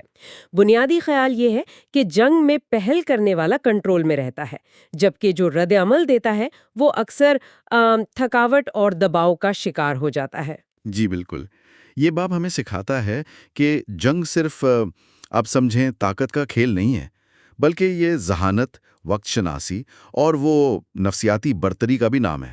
سنتزو کے مطابق ایک ماہر جنگجو دشمن کو اپنی مرضی پر چلاتا ہے، نہ کہ اس کی چالوں کا انتظار کرتا رہتا ہے۔ آج ہم باب 6 کے کچھ اقتباسات کی روشنی میں ان اصولوں کی عملی اہمیت کو سمجھنے کی کوشش کریں گے۔ ٹھیک، تو سب سے پہلے یہ پہل کرنے کی اہمیت، اس پر بات کرتے ہیں۔ سنتزو کہتا ہے کہ میدان میں پہلے پہنچنے والا تازہ دم ہوتا ہے۔ یہ صرف جسمانی برتری کی بات لگتی ہے، یہ کچھ اور بھی ہے؟ نہیں، یہ اس سے کہیں زیادہ ہے۔ دیکھیں، پہل کرنے کا مطلب ہے کہ آپ جنگ کا ایجنڈا سیٹ کر رہے ہیں، آپ جگہ اور وقت کا انتخاب کر رہے ہیں۔ یہ ایک نفسیاتی غلبہ ہے۔ آپ دشمن کو رد عمل پر مجبور کر رہے ہیں، جس سے وہ آپ کی بنائی ہوئی صورتحال میں الجھا جاتا ہے۔ جیسا سن تزو نے کہا نا کہ ہوشیار جنگجو دشمن کو اپنی طرف کھینچتا ہے، خود اس کی طرف نہیں جاتا۔ اچھا، صحیح۔ تو دشمن کو کنٹرول کرنے کے لیے کیا طریقے بتائے گئے ہیں؟ متن میں ذکر ہے کہ اسے فائدے کا لالچ دو یا نقصان پہنچا کر دور رکھو، آرام کرتا ہو تو تھکاؤ، پیٹ بھرا ہو تو بھوکا رکھو، ٹھہرا ہو تو حرکت پر مجبور کرو۔ یہ تو کافی جارحانہ سی حکمت عملی لگ رہی ہے۔ جارحانہ سے زیادہ آپ کہیں کہ یہ فعال یعنی پرو ایکٹیو حکمت عملی ہے۔ مقصد دشمن کو توازن سے باہر رکھنا ہے، اسے کبھی سکون سے نہ بیٹھنے دینا۔ آپ صورتحال کو کنٹرول کر رہے ہیں، دشمن نہیں۔ سنتزو کا مشورہ ہے کہ ایسی جگہوں پر ضرب لگاؤ جہاں دشمن دفاع کی توقع نہ کر رہا ہو، اور ایسے وقت حرکت کرو جب وہ غافل ہو۔ غیر متوقع ہونا ہی آپ کی سب سے بڑی طاقت ہے۔ اور پھر یہ کمزوریوں پر حملہ کرنے کا اصول۔ سن تزو کا کہنا ہے کہ حملہ وہیں کرو جہاں دفاع کمزور ہو، اور دفاع وہاں مضبوط کرو جہاں حملہ نہ ہو سکے۔ یہ بات تو سننے میں سیدھی لگتی ہے، لیکن اصل میں اس پر عمل کرنا کتنا مشکل ہوگا؟ یہی تو اصل فن ہے، یہی چیلنج ہے، دشمن کی کمزوریوں کو پہچاننا اور اپنی پوری طاقت کو ٹھیک اسی جگہ پر مرکوز کرنا۔ سن تزو کا بنیادی فلسفہ یہی ہے، مضبوط سے بچو اور کمزور پر ضرب لگاؤ۔ اس کی مثال وہ پانی کی طرح دیتا ہے جو ہمیشہ اونچائی سے بچ کر نشیب کی طرف بہتا ہے۔ جنگ میں کامیابی کا راستہ بھی اکثر کمترین مزاحمت والا راستہ ہی ہوتا ہے۔ اچھا، رازداری اور طاقت کو ایک جگہ جمع کرنے پر بھی کافی زور دیا گیا ہے۔ سن تزو اسے خدائی فن کہتا ہے کہ دشمن کو آپ کی منصوبہ بندی کی ہوا تک نہ لگے۔ یعنی ماہر حملہ ور وہ ہے جس کا دشمن دفاع نہ کر سکے، اور ماہر دفاع کرنے والا وہ ہے جس پر دشمن حملہ نہ کر سکے۔ یہ کیسے ممکن ہے؟ یہ نقطہ بہت بہت اہم ہے۔ دیکھیں، اپنی چالوں کو خفیہ رکھ کر آپ اپنی قوت کو اکٹھا رکھ سکتے ہیں، جبکہ دشمن لا علمی میں اپنی قوت کو بکھیرنے پر مجبور ہو جاتا ہے۔ اچھا، اگر دشمن کو آپ کے حملے کی جگہ اور وقت کا علم ہی نہ ہو تو اسے ہر ممکنہ جگہ پر دفاعی تیاری کرنی پڑے گی، جس سے وہ ظاہر ہے ہر محاذ پر کمزور ہو جائے گا۔ اس طرح آپ کی نسبتاً کم طاقت بھی دشمن کی بٹی ہوئی زیادہ طاقت پر غالب آ سکتی ہے۔ اور آخر میں یہ موافقت پذیری یعنی اڈیپٹیبلٹی کی بات ہے۔ سانسو کہتا ہے کہ ایک کامیاب حکمت عملی کو بار بار دہرانا نہیں چاہیے، بلکہ پانی کی طرح بدلتے رہنا چاہیے۔ کیا اس کا مطلب ہے کہ کوئی بھی اصول، کوئی بھی حکمت عملی حتمی نہیں؟ بالکل، یہی حتمی اصول ہے کہ کوئی اصول حتمی نہیں، حالات ہمیشہ بدلتے ہیں، اور جو کمانڈر اپنے دشمن اور بدلتے حالات کے مطابق اپنی حکمت عملی تبدیل کر سکتا ہے وہی اصل میں ماہر ہے۔ سانسو اسے آسمانی ذہانت کا مالک کہتا ہے۔ جیسے موسم بدلتے ہیں، دن رات آتے جاتے ہیں، بالکل اسی طرح جنگی حکمت عملی بھی جامد نہیں رہ سکتی، اسے بدلنا پڑتا ہے۔ تو خلاصہ یہ ہوا کہ پہل کرنا، دشمن کی کمزوریوں کا فائدہ اٹھانا، رازداری قائم رکھنا، طاقت کو صحیح جگہ استعمال کرنا، اور سب سے بڑھ کر لچکدار رہنا، یہ وہ بنیادی ستون ہیں جن پر سن تزو کے مطابق فتح کی بنیاد رکھی جاتی ہے۔ جی، اور اختتام پر ایک گہری سوچ چھوڑتے ہوئے سن تزو کا ایک قول یاد آتا ہے۔ وہ کہتا ہے، سب لوگ وہ چالیں دیکھ سکتے ہیں جن سے میں فتح یاب ہوتا ہوں، مگر کوئی وہ حکمت عملی نہیں دیکھ پاتا جس سے یہ فتح وجود میں آتی ہے۔ تو غور طلب بات یہ ہے کہ ظاہری کامیابیوں اور چالوں سے ہٹ کر وہ کون سی گہری سوچ اور منصوبہ بندی ہوتی ہے جو اصل فتح کی ضامن بنتی ہے، اور اسے کیسے سمجھا جا سکتا ہے، یہ ایک بڑا سوال ہے۔ واقعی یہ سوچنے کی بات ہے۔ ہمارے ساتھ رہنے کا شکریہ۔ اس پوری کتاب کو سمجھنے کے لیے آخر تک ضرور دیکھیں۔ YouTube channel learn with Hamza یعقوب میں خوش آمدید۔ آج ہم بات کر رہے ہیں سن تزو کی دی آرٹ آف وار کے 7ویں باب پر، مینوورنگ یعنی فوجی چالیں یا صف بندی۔ اچھا، فوج کو جمع کرنا، کیمپ لگانا یہ تو ہو گیا، لیکن سن تزو کہتے ہیں کہ اس کے بعد جو اصل مشکل کام ہے وہ ہے مینوورنگ، یعنی میدان جنگ میں فوج کو حرکت دینا، صحیح پوزیشن لینا۔ تو سوال یہ ہے کہ بھئی یہ جو مشکل مرحلہ ہے اس میں کامیابی کیسے ملے گی، خاص طور پر جب راستہ بھی سیدھا نہ ہو؟ جی بالکل، اور یہیں پر سنزو ایک بہت آپ کہیں دلچسپ تصور لاتے ہیں، انحراف کا فن، آرٹیفس آف ڈیویشن۔ اس کا مطلب صرف یہ نہیں کہ تیزی سے چلیں، نہیں، بلکہ دشمن کو یوں سمجھے چکما دینا ہے۔ آپ بظاہر شاید لمبا راستہ لیں، لیکن اپنی چالاکی سے دشمن کو بھٹکا کر اس سے پہلے منزل پر پہنچ جائیں۔ یہ اصل میں ذہانت کا کھیل ہے، رفتار کا اتنا نہیں۔ اچھا، تو یہ صرف منظم ٹرینڈ فوج کے ساتھ ہی ممکن ہے؟ مطلب اگر ایک بے ترتیب ہجوم ہو تو یہ چالیں الٹی پڑ سکتی ہیں؟ بالکل، سنزو اس پر بہت زور دیتے ہیں۔ اگر فوج میں نظم و ضبط نہیں ہے نا، تو ایسی پیچیدہ چالیں وہ افراتفری پھیلا دیں گی۔ اور اسی طرح رفتار اور تیاری میں توازن بہت ضروری ہے۔ دیکھیے، اگر پوری فوج کو سامان سمیت تیزی سے بھیجیں تو شاید دیر ہو جائے، اور اگر صرف تیز دستہ بھیج دیں بغیر سامان کے تو وہ رسد کے بغیر کمزور پڑ جائے گا۔ اس کی کوئی مثال دی ہے سنزو نے، جیسے مختلف فاصلوں پر مارچ کرنے کے کیا نتائج نکلتے ہیں؟ ہاں، وہ باقاعدہ حساب بتاتے ہیں۔ جیسے 100 لی کا فاصلہ، یہ پرانی چینی اکائی ہے فاصلے کی۔ اگر یہ تیزی سے طے کرنا ہو دن رات چل کر، تو فوج کا صرف 10واں حصہ وقت پر پہنچے گا، اور لیڈر ان کے پکڑے جانے کا خطرہ ہوگا۔ جی، اور اگر 50 لی کا مارچ ہو تو آدھی فوج پہنچے گی، 30 لی پر 2/3۔ تو اس سے مطلب ظاہر ہوتا ہے کہ جلد بازی اکثر نقصان دہ ہوتی ہے اگر تیاری پوری نہ ہو۔ صحیح کہا، اور تیاری کا ایک بہت بڑا حصہ تو یقیناً رسد ہے، لاجسٹکس۔ اس کے بغیر تو کوئی چال کامیاب نہیں ہو سکتی ہے نا؟ یقیناً، سنزو تو صاف کہتے ہیں، فوج سامان کے بغیر تباہ، خوراک کے بغیر تباہ، اور سپلائی بیس کے بغیر تباہ ہو جاتی ہے۔ یہ تو بنیادی ضرورت ہے، اور اس کے ساتھ ہی علاقے کا علم وہ بھی اتنا ہی اہم ہے۔ یعنی پہاڑ، جنگل، دلدل، ان سب کو جاننا؟ بالکل، ان سے واقفیت کے بغیر آپ مؤثر چال چل ہی نہیں سکتے، اور اس علم کے لیے آپ کو مقامی رہنما پر انحصار کرنا پڑتا ہے۔ تو بنیادی اصول کیا ہوئے پھر؟ ایک تو آپ نے بتایا دھوکہ دہی، وہ کلیدی ہے۔ جی ہاں، دھوکہ دہی، ڈسیمولیشن، یعنی دشمن کو وہ دکھانا جو حقیقت نہیں ہے۔ پھر حالات کے مطابق فوج کو کبھی اکٹھا رکھنا، کبھی تقسیم کرنا۔ رفتار ایسی ہو جیسے ہوا، ٹھہراؤ ایسا جیسے جنگل۔ واہ! حملے میں آگ کی طرح شدید، اور دفاع میں پہاڑ کی طرح مضبوط۔ اور منصوبے رات کی طرح پوشیدہ، ناقابل رسائی، اور حملہ بجلی کی کڑک کی طرح اچانک۔ یہ سب دشمن کو آپ سمجھیں بے یقینی اور خوف میں رکھنے کے طریقے ہیں۔ فوجیوں کا حوصلہ بلند رکھنا بھی تو ضروری ہوگا اس سب میں۔ بہت زیادہ، بہت ہی زیادہ۔ سنزو مشورہ دیتے ہیں کہ جو مال لوٹا جائے، جو زمین جیتی جائے، وہ فوجیوں میں تقسیم کی جائے۔ اچھا؟ جی، تاکہ ان کی دلچسپی بنی رہے۔ اور میدان جنگ میں دیکھیں، آواز تو دور تک جاتی نہیں نا، تو اس لیے گھنٹیاں، ڈھول، جھنڈے، بینر، یہ سب استعمال ہوتے ہیں، تاکہ پوری فوج کی آنکھیں اور کان ایک جگہ مرکوز رہیں۔ اس سے یہ ہوتا ہے کہ نہ کوئی بہادر اکیلا آگے بھاگتا ہے، نہ کوئی بزدل اکیلا پیچھے رہ جاتا ہے، سب ساتھ چلتے ہیں۔ یہ فوج کی نفسیات کو سمجھنے والی بات مجھے بہت دلچسپ لگی کہ صبح حوصلہ بلند ہوتا ہے، دوپہر میں کم، شام میں واپسی کا خیال۔ یہ وقت کو سمجھنا کتنا اہم ہے۔ یہ انتہائی اہم ہے۔ سنزو کہتے ہیں کہ جو چالاک جنرل ہے نا، وہ دشمن پر اس وقت حملہ کرتا ہے جب اس کا حوصلہ پست ہو رہا ہو، یعنی دوپہر یا شام نے، صبح کے وقت نہیں جب وہ تازہ دم ہو۔ اچھا۔ اسی طرح خود پرسکون رہ کر دشمنی کی بے چینی کا انتظار کرنا، خود آرام دہ پوزیشن میں رہ کر دشمن کو تھکانا، خود پیٹ بھر کر بھوکے دشمن کا سامنا کرنا، یہ سب نفسیاتی برتری حاصل کرنے کے طریقے ہیں۔ جی ہاں، کچھ واضح ہدایات ہیں، جیسے منظم اور پر اعتماد دشمن پر حملہ نہ کرو۔ ٹھیک۔ جو دشمن اونچائی کی طرف چل رہا ہو اس پر حملہ نہ کرو، اور نہ ہی جو تیزی سے نیچے آ رہا ہو اس کا سامنا کرو۔ بھاگنے کا ڈرامہ کرنے والے دشمن کا پیچھا نہ کرو۔ بہت غصے میں بھری فوج سے مت الجھو۔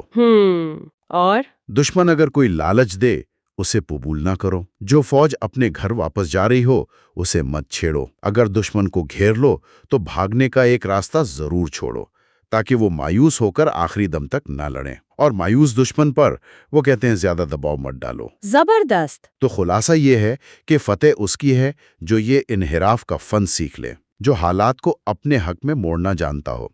یہ صرف طاقت کا کھیل نہیں ہے، یہ ذہانت، وقت شناسی، نفسیات اور ہاں، دھوکہ دہی کا فن ہے۔ یہی فوجی چالوں کا اصل کمال ہے۔ واقعی سن زو کے یہ اصول ہیں تو صدیوں پرانے، لیکن اگر غور کریں تو آج بھی چاہے جنگ ہو، کاروبار ہو یا زندگی کے دوسرے معاملات، یہ منورنگ یعنی حالات کو اپنے حق میں کرنے کے لیے نفسیات، وقت کا صحیح استعمال اور اپنے میدان کو سمجھنا یہ کتنا ضروری ہے۔ کیا کوئی ایسی صورتحال ذہن میں آتی ہیں جہاں یہ انحراف کا فن آج بھی اتنا ہی کارآمد ہو سکتا ہے؟ یہ سوچنے کی بات ہے۔ ہمارے ساتھ رہنے کا شکریہ۔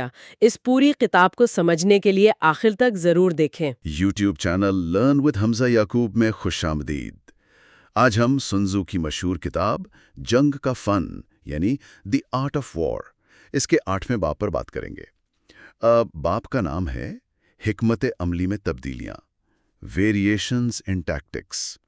اور اس باب کا جو مرکزی خیال ہے نا، وہ بڑا دلچسپ ہے کہ صرف اصول جان لینا کافی نہیں ہے۔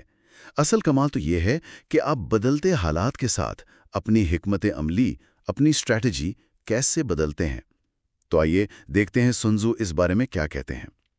سن تزو شروع کرتے ہیں کہ بھئی جنرل بادشاہ سے حکم لیتا ہے، فوج جمع کرتا ہے، سب ٹھیک ہے، لیکن اصل چیلنج وہ تو میدان جنگ میں آتا ہے، اور وہ کچھ خاص حالات بتاتے ہیں، جیسے مشکل زمین پر کیمپ نہ لگاؤ، اہم راستوں پر جو ٹریڈ روٹس وغیرہ ہیں وہاں اتحادی بناؤ، خود کو بالکل اکیلا مت چھوڑو کسی خطرناک جگہ پر، اگر دشمن گھیر لے تو کوئی نہ کوئی چال چلو، کوئی تدبیر کرو، اور اگر بالکل ہی پھنس جاؤ تو پھر پوری جان سے لڑو۔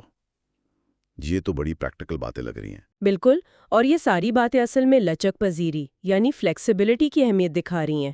سن تزو اس سے بھی آگے جاتی ہیں۔ وہ کہتی ہیں کہ کچھ راستے ایسے ہیں جن پر جانا ہی نہیں چاہیے، کچھ فوجیں ہیں جن پر حملہ نہیں کرنا چاہیے، کچھ شہروں کا محاصرہ فضول ہے، کچھ زمینیں لڑنے کے لائق نہیں ہوتی، اور سب سے آپ کہہ لیں متنازع بات کہ کبھی کبھی بادشاہ کے حکم کو بھی نظر انداز کرنا پڑ سکتا ہے۔ اچھا، بادشاہ کے حکم کو بھی؟ یہ تو بہت بڑی بات ہے۔ تو کیا مطلب ہوا کہ ایک اچھا جنرل وہ اصول توڑنے والا بھی ہوتا ہے؟ اصول توڑنے والا شاید یہ صحیح لفظ نہ ہو، میرا مطلب ہے سن تزو کا زور اس پر ہے کہ جنرل کو زمینی حقائق دیکھنے ہیں۔ وہ جنرل جو یہ سمجھتا ہے کہ حالات کے مطابق حکمت عملی بدلنے کا کیا فائدہ ہے، وہی اپنی فوج کا صحیح استعمال کر سکتا ہے۔ اس کے برعکس دیکھیں، اگر کسی کو زمین کا پتہ تو ہے، اونچ نیچ معلوم ہے، پر وہ اس علم کو موقع پر استعمال نہ کر سکے تو وہ ساری معلومات بیکار ہے۔ یعنی تھیوری جاننا الگ اور اس کا پریکٹیکل ایپلیکیشن بالکل الگ۔ تو گویا صرف یہ جاننا کافی نہیں کہ کیا کرنا ہے، بلکہ یہ سمجھنا بھی ضروری ہے کہ کب اور کیسے کرنا ہے نا؟ جی ہاں، بالکل۔ سن تزو یہاں تک کہتی ہیں کہ اگر کوئی لیڈر وہ 5 فائدے جانتا بھی ہو جن کا ذکر پہلے ہوا ہے، جیسے زمین کا استعمال، دشمن کی کمزوری وغیرہ، لیکن اسے اپنے منصوبے حالات کے مطابق بدلنے کا فن نہیں آتا، تو وہ ان فائدوں کا بھی پورا فائدہ نہیں اٹھا پائے گا۔ ایک سمجھدار لیڈر جو ہے وہ اپنے پلان میں ہمیشہ فائدے اور نقصان دونوں پہلوؤں کو سامنے رکھتا ہے۔ اچھا، یعنی ہر پلان کے پازیٹیو اور نیگیٹو دونوں پہلو دیکھنے ہیں۔ یہ تو تھوڑا رسک مینجمنٹ جیسا لگ رہا ہے۔ کہہ سکتے ہیں ایک طرح سے۔ سن تزو کا فلسفہ یہی ہے کہ اگر آپ فائدے کے ساتھ ساتھ ممکنہ نقصان کو بھی ذہن میں رکھیں گے نا، تو آپ کا پلان زیادہ مضبوط ہوگا۔ اور اگر مشکل حالات میں آپ یہ دیکھیں کہ اس میں سے بھی کیا فائدہ نکل سکتا ہے، تو شاید مشکل سے نکلنے کا راستہ مل جائے۔ اسی طرح وہ دشمن کو کمزور کرنے کے لیے صرف لڑائی کی بات نہیں کرتی، بلکہ دوسرے طریقے بھی بتاتی ہیں، جیسے دشمن کے جنرلوں کو تنگ کرو، انہیں مصروف رکھو، کوئی لالچ دے کر غلط طرف بھیج دو۔ یہ سب لچکدار حکمت عملی ہے۔ تو جنگ صرف میدان میں نہیں لڑی جاتی، دشمن کے ذہن میں بھی لڑی جاتی ہے۔ اس کا مطلب یہ ہوا کہ ہمیں اپنی تیاری پر زیادہ بھروسہ کرنا چاہیے، بجائے اس امید کے کہ دشمن شاید آئے ہی نہ۔ بالکل درست۔ سن تزو کا یہ بہت مشہور قول ہے کہ اس بات پر بھروسہ مت کرو کہ دشمن نہیں آئے گا، بلکہ اس بات پر یقین رکھو کہ آپ اس کے آنے کے لیے پوری طرح تیار ہے۔ یہ سوچنے کے بجائے کہ دشمن حملہ نہیں کر پائے گا، اپنی پوزیشن اتنی مضبوط بناؤ کہ حملہ کرنا ممکن ہی نہ رہے۔ ناقابل تذکیر پوزیشن۔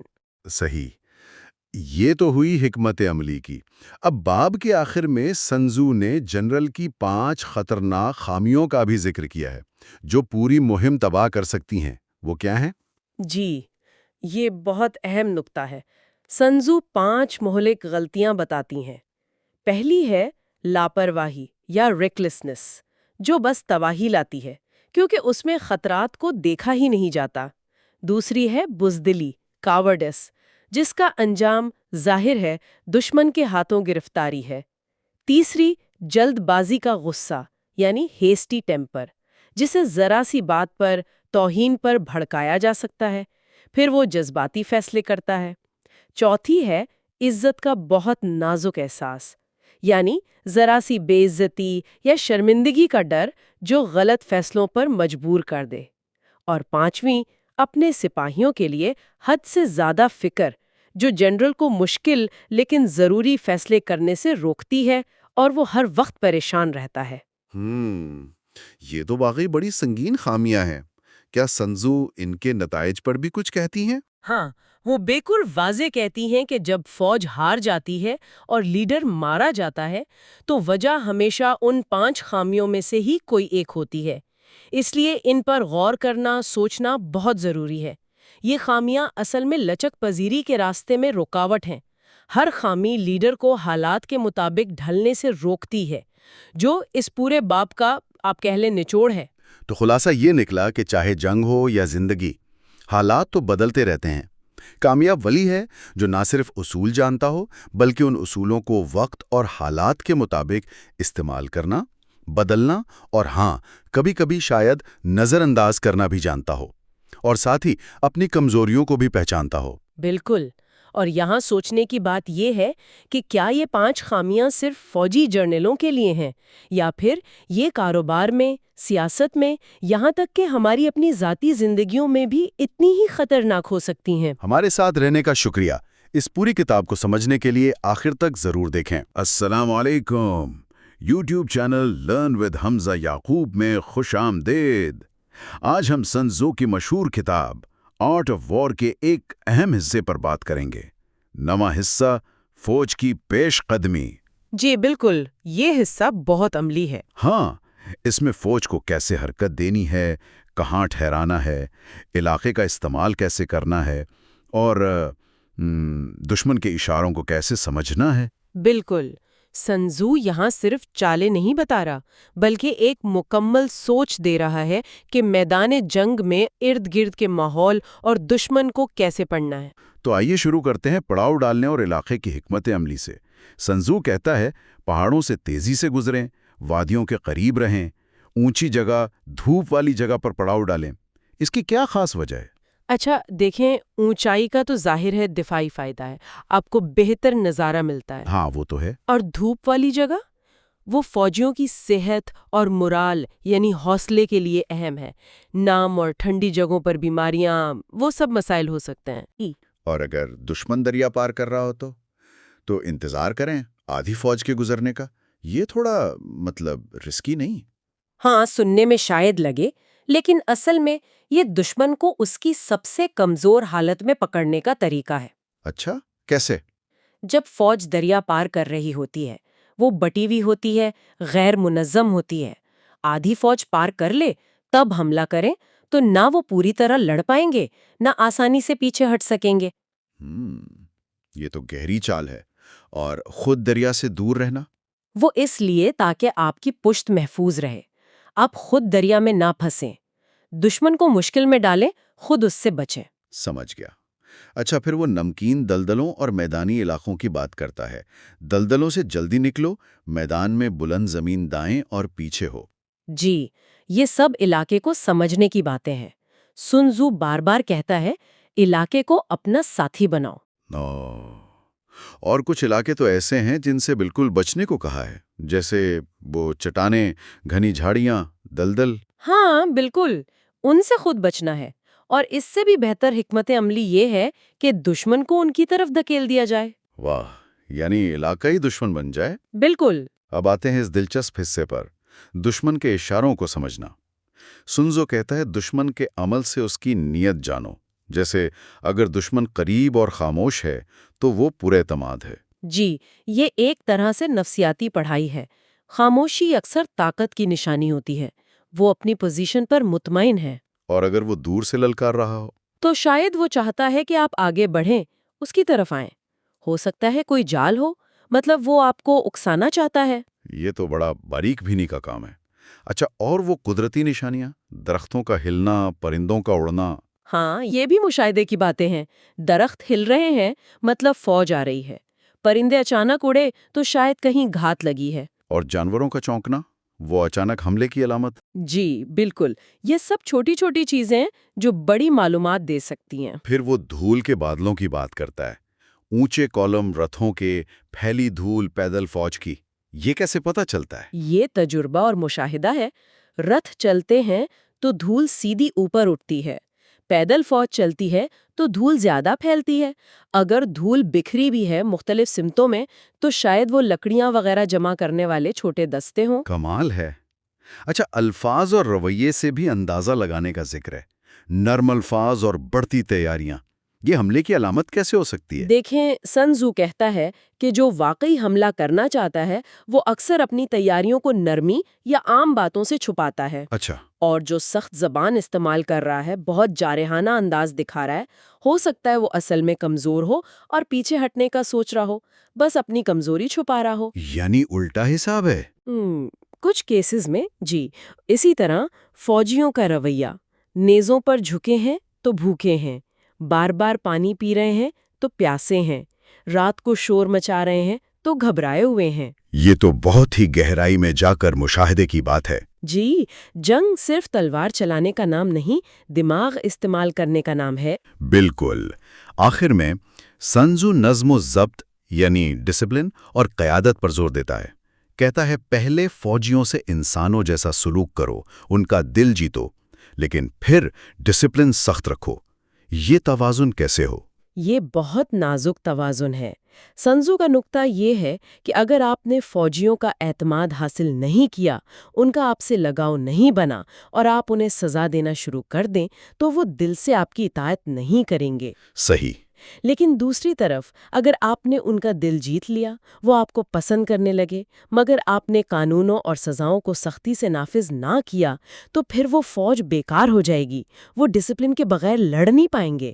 تو مطلب اعتماد بھی ضروری ہے اور سختی بھی۔ وہ ہے جو اپنے آدمیوں کا خیال بھی رکھتا ہے، ان پر اعتماد بھی ظاہر کرتا ہے، لیکن ساتھ ہی یہ بھی یقینی بناتا ہے کہ اس کے حکم پر حرف بحرف عمل ہو، تبھی کامیابی ملتی ہے۔ تو اس پوری گفتگو کا لب لباب یہ ہوا کہ میدان جنگ میں کامیابی صرف طاقت سے نہیں ملتی، نہیں، بالکل نہیں۔ بلکہ مشاہدے سے، علاقے کی سمجھ سے، دشمن کو پڑھنے کی صلاحیت سے اور ایک مضبوط ڈسپلنڈ فوج سے ملتی ہے جس کی قیادت منصفانہ ہو۔ بالکل، اور یہ اصول آج بھی 2500 سال بعد بھی اتنے ہی اہم ہیں، نہ صرف جنگ میں بلکہ زندگی کے دوسرے شعبوں میں بھی، بزنس میں، سیاست میں، کہیں بھی۔ یہ واقعی غور طلب بات ہے۔ مشاہدہ، حکمت عملی اور انسانوں کو سمجھنا، یہ ہمیشہ کام آتا ہے۔ ہمارے ساتھ رہنے کا شکریہ۔ اس پوری کتاب کو سمجھنے کے لیے آخر تک دیکھیں۔ YouTube channel learn with Hamza یعقوب میں خوش آمدید۔ آج ہم سن تزو کی مشہور زمانہ کتاب دی آرٹ آف وار کے 10ویں حصے ٹیرین یعنی زمینی حقائق پر بات کر رہے ہیں۔ مقصد آج کا یہ ہے کہ سمجھیں کہ جنگ میں زمین کی نوعیت کتنی اہم ہو سکتی ہے اور ایک کمانڈر کو کن باتوں کا خیال رکھنا چاہیے۔ سن تزو نے میرا خیال ہے 6 قسم کی زمینوں کا ذکر کیا ہے، تو آئیے ان پر بات کرتے ہیں۔ جی بالکل، اور یہ صرف زمین کی قسمیں نہیں ہیں، مطلب ان سے جڑی حکمت عملیاں ہیں جو فتح یا شکست کا فیصلہ کر سکتی ہیں۔ تو یہ 6 قسمیں ہیں کون سی؟ پہلی تو شاید قابل رسائی زمین۔ جی، ایکسیسیبل گراؤنڈ، جہاں دونوں فریق، آپ بھی اور دشمن بھی، آسانی سے آ جا سکیں۔ ٹھیک، اور دوسری؟ وہ انٹینگلنگ گراؤنڈ، الجھانے والی زمین۔ ہاں، یعنی جسے چھوڑنا تو آسان ہو، مگر اگر ایک بار چھوڑ دیا تو اس پر دوبارہ قبضہ کرنا وہ بہت مشکل ہو جاتا ہے۔ اچھا، پھر تیسری؟ ٹیمپورائزنگ گراؤنڈ، یعنی انتظار کی زمین۔ جی، جہاں پہل کرنے سے کسی کو فائدہ نہ ہو، جو پہلے قدم اٹھائے گا وہ ایک طرح سے نقصان میں رہے گا۔ اوکے، اور چوتھی، پانچویں، چھٹی؟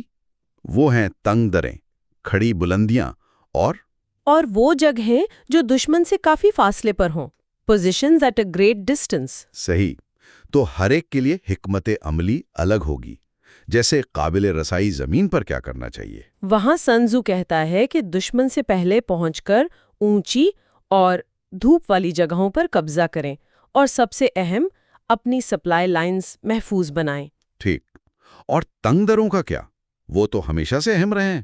یقیناً اگر آپ پہلے پہنچ گئے تو مضبوطی سے پہرا لگائیں اور دشمن کا انتظار کریں، لیکن اگر دشمن پہلے سے وہاں موجود ہے اور اس کا پہرا مضبوط ہے تو حملہ کرنے سے گریز کریں۔ ہاں، مگر اگر پہرا کمزور لگے تب حملہ کر سکتے ہیں، لیکن بہت احتیاط سے۔ سمجھ گیا۔ تو یہ تو ہوئی زمین کی بات، لیکن سنزو یہ بھی کہتا ہے نا کہ صرف زمین نہیں، جنرل کی اپنی غلطیاں بھی تباہی لا سکتی ہیں، وہ 6 آفات۔ جی بالکل، اور یہ جیسا آپ نے کہا قدرتی نہیں، یہ لیڈرشپ کی غلطیاں ہیں۔ فلائٹ یعنی فرار، انسبارڈینیشن یعنی نافرمانی، کولیپس یعنی تباہی، روئن یعنی بربادی، ڈس آرگنائزیشن بد نظمی، اور راؤٹ یعنی شکست فاش، بری طرح ہارنا۔ ان کی وجوہات کیا بتاتا ہے سنزو؟ جیسے نافرمانی کب ہوتی ہے؟ نافرمانی تب ہوتی ہے جب سپاہی اپنے آفیسروں سے زیادہ مضبوط ہو جائیں یا سرکش ہو جائیں، آفیسروں کا کنٹرول نہ رہے۔ اور کولیپس یعنی تباہی؟ وہ اس کے برعکس ہے، جب افسر سپاہیوں پر بہت زیادہ سخت ہوں، مطلب سپاہی خوفزدہ ہوں۔ اچھا، اور روئن بربادی؟ بربادی تب آتی ہے جب کوئی سینئر افسر شاید غصے میں آ کر یا کسی ذاتی وجہ سے کمانڈر ان چیف کے حکم کے بغیر ہی جنگ چھیڑ دے۔ یعنی جذبات میں آ کر۔ اور بدنظمی، ڈس آرگنائزیشن؟ وہ تب ہوتی ہے جب جنرل خود کمزور ہو، احکامات واضح نہ ہوں، ذمہ داریاں ٹھیک سے نہ بانٹی گئی ہوں، فوج کی ترتیب میں ہی نقص ہو۔ گویا ساری ذمہ داری آخر میں جنرل پر ہی آتی ہے۔ سنزو کہتا ہے کہ زمین تو بہترین اتحادی ہے، مگر اصل کمال تو جنرل کا ہے۔ جی، جو دشمن کا اندازہ لگا سکے، فتح کے عوامل کو قابو میں رکھے اور مشکلات، فاصلے، ان سب کا حساب کتاب رکھے۔ جو یہ جانتا ہے اور عمل کرتا ہے وہ جیتے گا، جو نہیں جانتا یا عمل نہیں کرتا وہ ہارے گا۔ بالکل، یہاں تک کہ سنزو نے یہ بھی کہا ہے کہ اگر فتح یقینی لگے تو حکمران منع بھی کرے تو لڑنا چاہیے، اور اگر شکست یقینی ہو تو حکمران کے کہنے پر بھی نہیں لڑنا چاہیے۔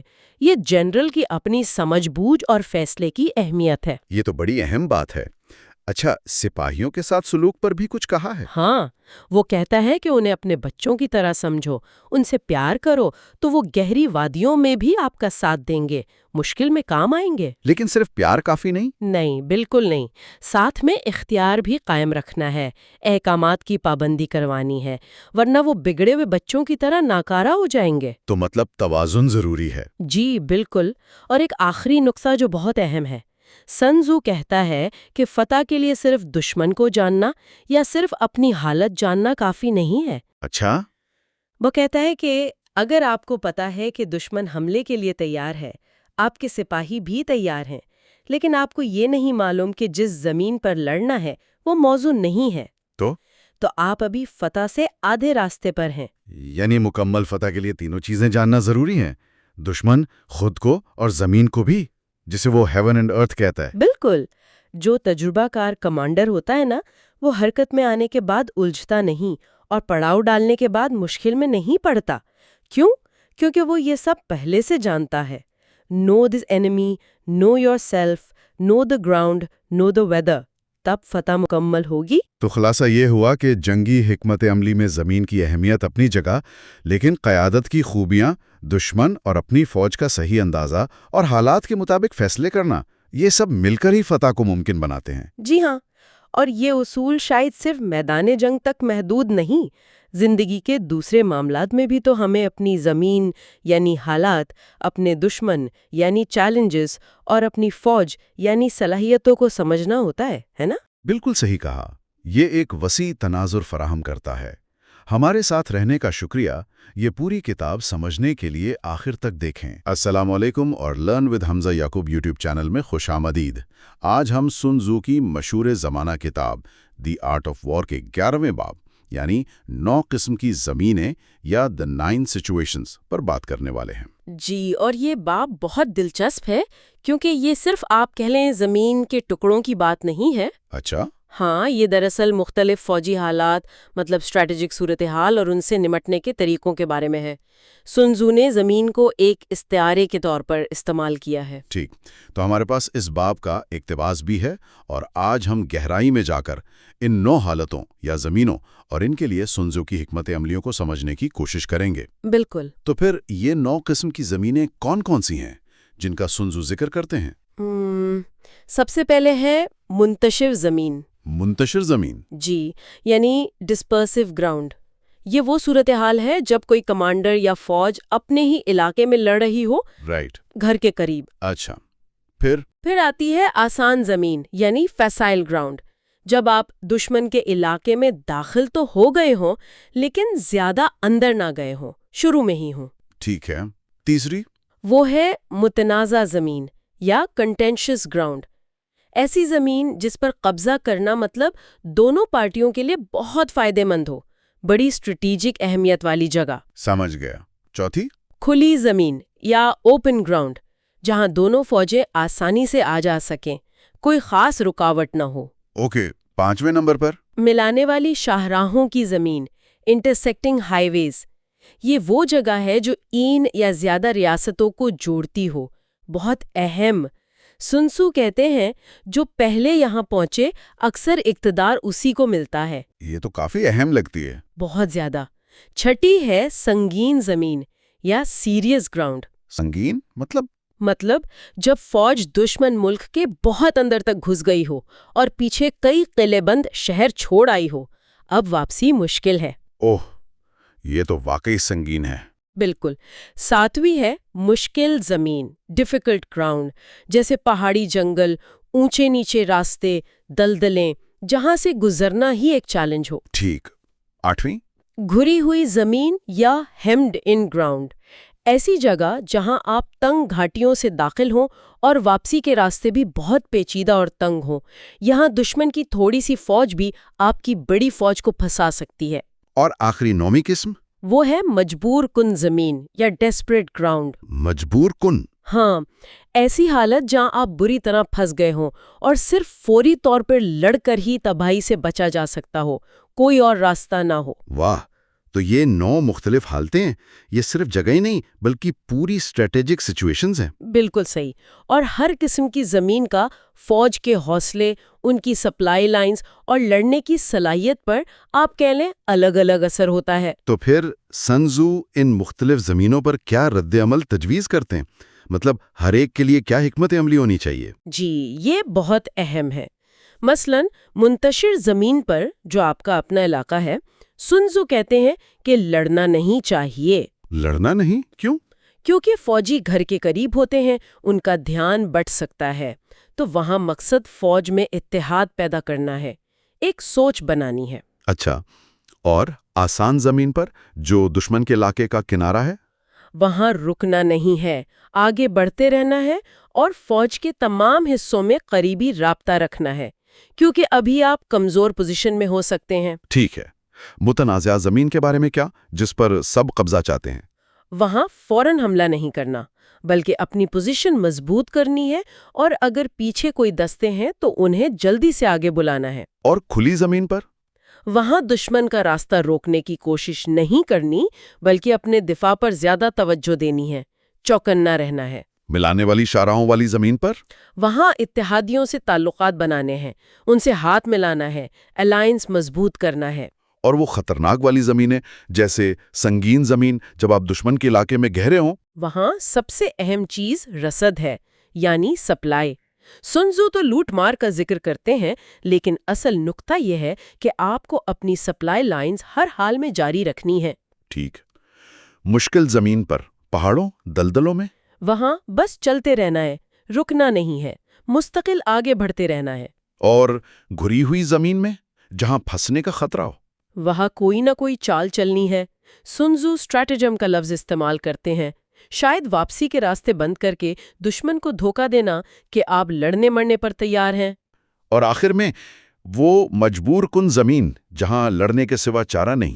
وہاں سن تزو کا مشورہ بہت واضح ہے، لڑو۔ بس لڑو؟ ہاں، उनका कहना है कि जब सिपाहियों को पता चल जाता है कि बचने का कोई रास्ता नहीं तो मौत का खौफ खत्म हो जाता है। फिर वो अपनी पूरी ताकत से गैर मामूली बहादुरी से लड़ते हैं। ये एक तरह से नफ्सियाती जंग है। ये तो बड़ी गहरी बात है, यानी इंतहाई खतरे को अपनी ताकत बना लेना। बिल्कुल। अच्छा, तो ये तो हो गई ज़मीनें और उनकी हिकमत अमलियाँ। क्या सुन त्सू कुछ उमूमी उसूलों पर भी जोर देते हैं जो हर हालत में काम आए? जी बिल्कुल, बहुत से उसूल हैं। एक तो वो बार बार कहते हैं कि जंग में तेजी बहुत अहम है, रफ्तार। रफ्तार कैसे? मतलब दुश्मन की गफलत का फायदा उठाना, उन रास्तों से जाना जिनकी उसे तवक्को ना हो, उन जगहों पर हमला करना जो गैर महफूज हों। तेजी ही जंग का जौहर है। और क्या अहम है? दुश्मन की सफ़ों में खलल डालना, उनके बड़े और छोटे दस्तों का राब्ता तोड़ देना, उनके दरमियान कोऑर्डिनेशन ख़त्म करना। अच्छा। और एक और दिलचस्प बात, वो कहते हैं कि दुश्मन की कोई ऐसी चीज़ छीन लो जो उसे बहुत अजीज हो, ताकि वो आपकी मर्जी के ताबे हो जाए। ये तो नफ्सियाती हरबा लगता है। बिल्कुल, सुन त्सू नफ्सियात पर बहुत जोर देते हैं। वो ये भी कहते हैं कि अपने सिपाहियों का ख्याल रखो, उनकी ज़रूरियात पूरी करो, लेकिन उन्हें अपने असल मंसूबों से बेखबर रखो, उन्हें नाकाबिले फ़हम मंसूबों में उलझाए रखो। और तोहमात यानी वहम वगैरह के बारे में क्या? उन्हें ख़त्म करने का कहते हैं। फ़ौज में अफवाहों और गलत फहमियों की कोई गुंजाइश नहीं। एक और चीज़ मैंने पढ़ी थी, वो शुआई जान सांप की मिसाल। हाँ, वो बहुत मशहूर मिसाल है।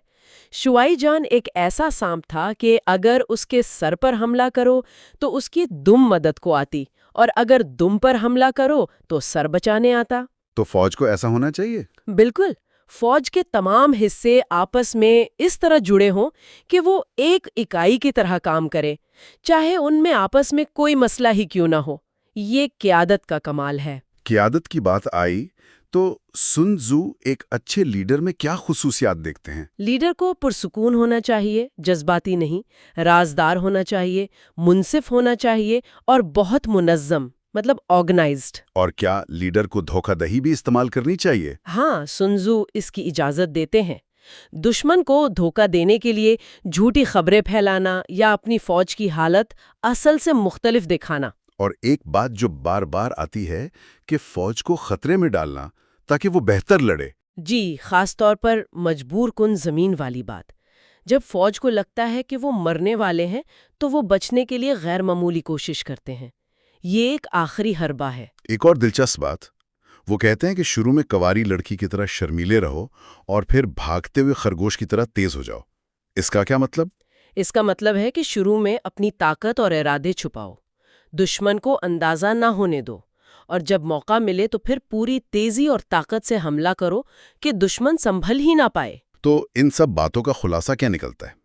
खुलासा यही है कि जंग या कोई भी मुकाबला सिर्फ ताकत का खेल नहीं, ये हालात को समझने, सही वक्त पर सही हिकमत अमली अपनाने, नफ्सियात, रफ्तार, धोखाधही और सबसे बढ़कर लचक का खेल है।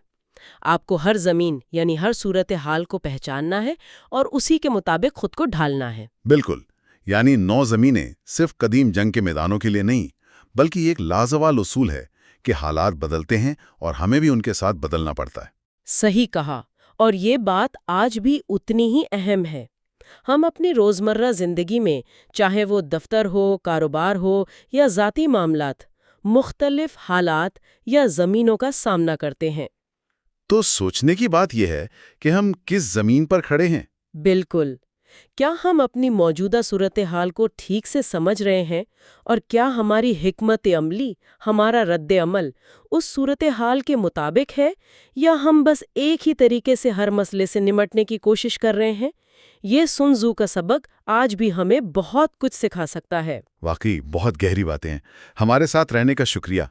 इस पूरी किताब को समझने के लिए आखिर तक देखते रहें। YouTube channel learn with Hamza याकूब में खुशामदीद। खुशामदीद। आज हम सुन त्सू की मशहूर किताब आर्ट ऑफ वॉर के आखिरी अबवाब पर बात कर रहे हैं। जी, 12वां बाब यानी आग से हमला, और फिर 13वां बाब जासूसों का इस्तेमाल। बिल्कुल, ये दोनों ही बड़े अहम मौज़ूआत हैं।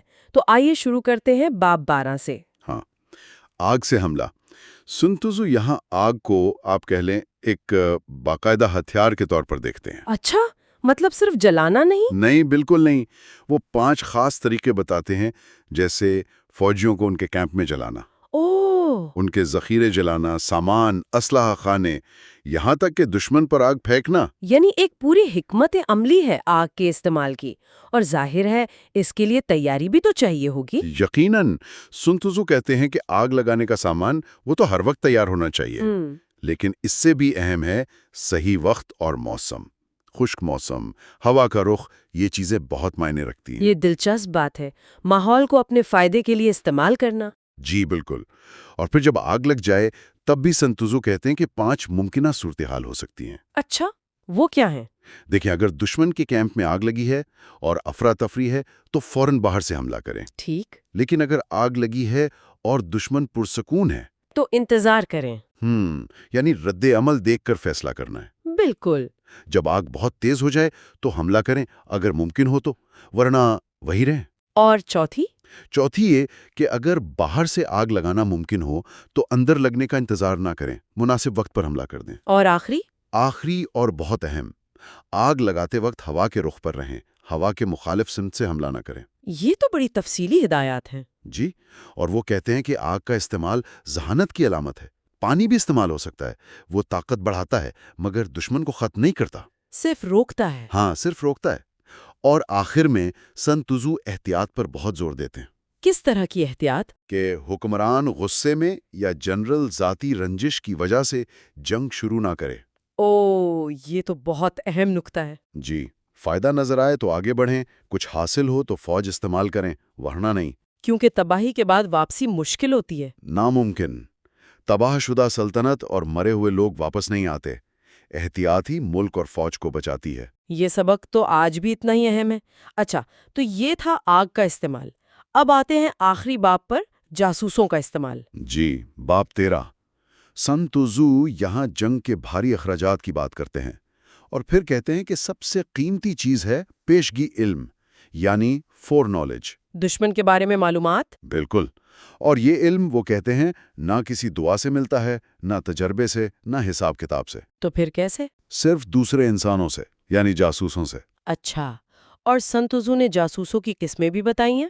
ہاں، 5 قسم: مقامی جاسوس، اندرونی جاسوس، تبدیل شدہ جاسوس، برباد شدہ اور زندہ بچ جانے والے جاسوس. 5 قسمیں؟ یہ تو کافی پیچیدہ نظام لگتا ہے. جی. وہ اسے دھاگوں کی خدائی ہیرا پھیری کہتے ہیں، مطلب ایک بہت ہی نازک اور پیچیدہ جال. اور یہ حکمران کی سب سے بڑی خوبی ہے. خدائی ہیرا پھیری. واہ. اچھا، ان قسموں کو تھوڑا سمجھائیں. مقامی تو علاقے کے لوگ ہوں گے؟ ہاں. اندرونی جاسوس دشمن کے اپنے اہلکار ہوتے ہیں. اور تبدیل شدہ؟ وہ دشمن کے جاسوس جنہیں آپ پکڑ کر اپنے لیے کام کرنے پر راضی کر لیں. سنتی زو انہیں سب سے ہم مانتے ہیں. سب سے اہم؟ کیوں؟ کیونکہ ان کے ذریعے آپ باقی جاسوسوں کو بھی استعمال کر سکتے ہیں، دشمن کو غلط معلومات دے سکتے ہیں. اچھا، یہ برباد شدہ جاسوس کون ہے پھر؟ یہ وہ ہوتے ہیں جنہیں جان بوجھ کر غلط معلومات دے کر دشمن تک پہنچنے دیا جاتا ہے تاکہ دشمن گمراہ ہو. یہ تو بہت ہی سخت چال ہے. جنگ میں معلومات کی جنگ سب سے اہم ہوتی ہے. اور 5ویں قسم، زندہ بچ جانے والے، وہ ہیں جو دشمن کے کیمپ سے خبریں لے کر واپس آتے ہیں. تو ان سب کو سنبھالنا تو بہت مشکل کام ہوگا. بہت زیادہ. سن تزو کہتے ہیں کہ جاسوسوں سے قریبی تعلق، انعام و اکرام اور سب سے بڑھ کر انتہائی رازداری ضروری ہے. اور ان کے انتظام کے لیے خاص ذہانت چاہیے. جی. ذہانت، ہمدردی، صاف گوئی اور باریک بینی، تاکہ ان کی لائی ہوئی خبر کی سچائی پرکھی جا سکے. اور تبدیل شدہ جاسوس، جیسا آپ نے کہا، وہ مرکزی کردار ادا کرتا ہے. بالکل. اسی سے اصل معلومات ملتی ہیں اور باقی نیٹ ورک چلتا ہے. سن تزو تاریخ سے مثالیں بھی دیتے ہیں کہ کیسے عظیم حکمرانوں نے جاسوسی کا استعمال کر کے بڑی کامیابیاں حاصل کی. تو خلاصہ یہ ہے کہ جاسوسی فوج کی بقا اور کامیابی کے لیے لازمی ہے. لازمی ہے. ان کے بغیر فوج گویا اندھی اور بہری ہے. معلومات اور منصوبہ بندی یہی سن تزو کی حکمت عملی کی بنیاد ہیں. بہت خوب. یہ تو واقعی گہری باتیں ہیں. اچھا، تو ہمارے ساتھ رہنے کا بہت شکریہ. شکریہ. ہمارے سننے والوں کے لیے ایک خاص پیشکش ہے. آپ کامنٹ سیکشن میں اپنی پسندیدہ کتاب کا نام لکھیں. जिस किताब को सबसे ज्यादा लाइक्स मिलेंगे हम कोशिश करेंगे कि उस पर एक तफसीली गुफ्तगू करें। ये अच्छी तजवीज़ है। तो इस तरह की मजीद गुफ्तगू के लिए हमारे साथ जुड़े रहें और जाते जाते एक सवाल छोड़े जाते हैं कि क्या संत जू की ये सदियों पुरानी हिकमत अमली आज के दौर में, खास तौर पर इंफॉर्मेशन एज में भी उतनी ही कारआमद है? ये एक अहम सवाल है गौर करने के लिए।